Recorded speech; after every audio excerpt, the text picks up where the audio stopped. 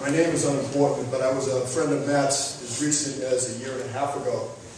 And Matt came to this anonymous fellowship of men and women who are charitable. They give a piece of their life because they were saved from alcoholic and substance abuse death. I'm a person who, I can imagine what Kevin and Judy and the family went through. I was a teenage alcoholic and a drug addict, and I destroyed my life by the time I was 18, and then again by the age of 19. To my family's shame and my shame. But I didn't care because I went along for another 4 years. When I met Matthew, he walked into this anonymous fellowship. These people who genuinely saved my life. People that were willing to show me how to stay clean and sober one day at a time. The only thing they asked in return was to pass it forward, potentially to help another individual, without accepting any credit for it. It's very altruistic. It seems almost impossible. I've been clean and sober since February 13th, 1987. I'm 48 years old now. It's true to the grace of God, human charity, through anonymity and charity. There are two things that are no closer to love and perfection than that.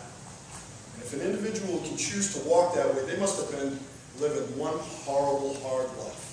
I've never met anybody, no one's come across this anonymous fellowship unless their lives have come to some sort of an end. That's how I came. And the night that Matt walked into this one room, I bumped a friend of mine, and I said, "That's me at the age of 19. Immediately after the meeting, I says, "The phone number, kid, 580-1335. Give me a call. If you want what we have, do what we do." And he did. He came down to my little shop every now and again and hung out with me on a personal note. I got to hear him play his guitar. I nicknamed him the Professor because he was so brilliant. There are very few people that can philosophically, intellectually, engineering, and industrially go toe-to-toe with me. But he had something else with a more beautiful twist. It was innate to his nature. Whether it was nurtured in him or not, I don't know. I was born with a gift, as we were all born with a gift. A consciousness somewhere inside of us has an almighty power that can resolve and clarify anything. These are the things that this fellowship not only nurtured in me, but taught me. Matt already had them. He was a gift. I was asked by Kevin to see to it that some good comes of this. I have no power, but we collectively have power, young and old.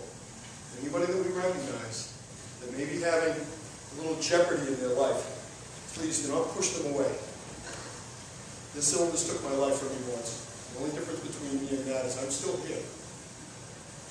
Part of him is. Part of him is not. I've known a lot of people, I've seen thousands of people come across the anonymous fellowship and not make it. I've seen hundreds make it. I'm one of hundreds maybe.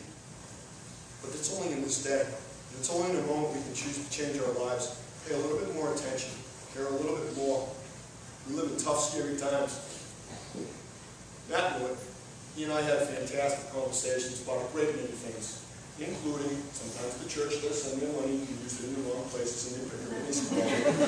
Sometimes sectarian political beliefs and, their personal opinions.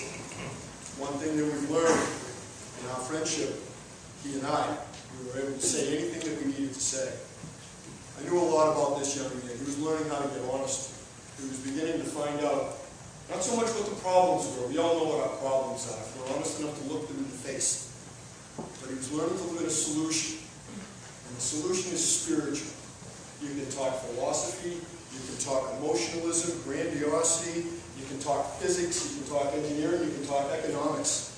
And when it all comes right down to it, when you get up in the morning, thank your lucky stars, you get a heartbeat and breath and some semblance of the direction of people that love you. The difference between my family and Matthew's family, my family cast me out. I worked 30 years where I saw a lot of body come short. A lot of people died, some needlessly. There's an old saying, you got to go out on one of those boats, but you don't have to come back. And the My hero when I was a kid, I didn't want to be Batman. I wanted to be the greatest lifesaver of all times. His name was Joshua James, from a very small peninsula town just south of Boston, 3,000 miles to the east of us in Portugal. I'm accustomed to watching that town go under 9 feet of water with 30-foot seas breaking on it.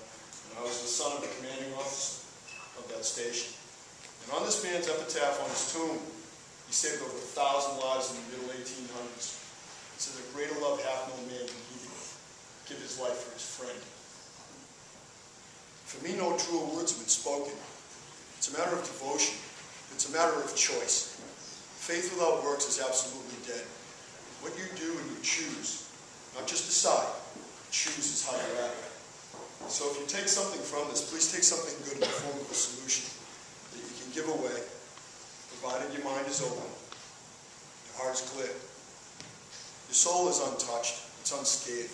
It's just the emotions that are harmed. The grace of God that I understand, you cannot touch a human soul. The emotions in the human being can mess it up. But what I was taught is the immortal soul doesn't die. It stays with us. And when people leave this earth, I've come to find that they leave a piece of them with us. And that's always with me. I saw him, I loved that kid from the minute I seen him. I said, that's me. God, I hope he makes it. There aren't very many things to bring me to tears. But watching Matt, what's transpired, I've shed a few. As I know that probably everybody in this room has. And in the other room out there, I know that you're all out there.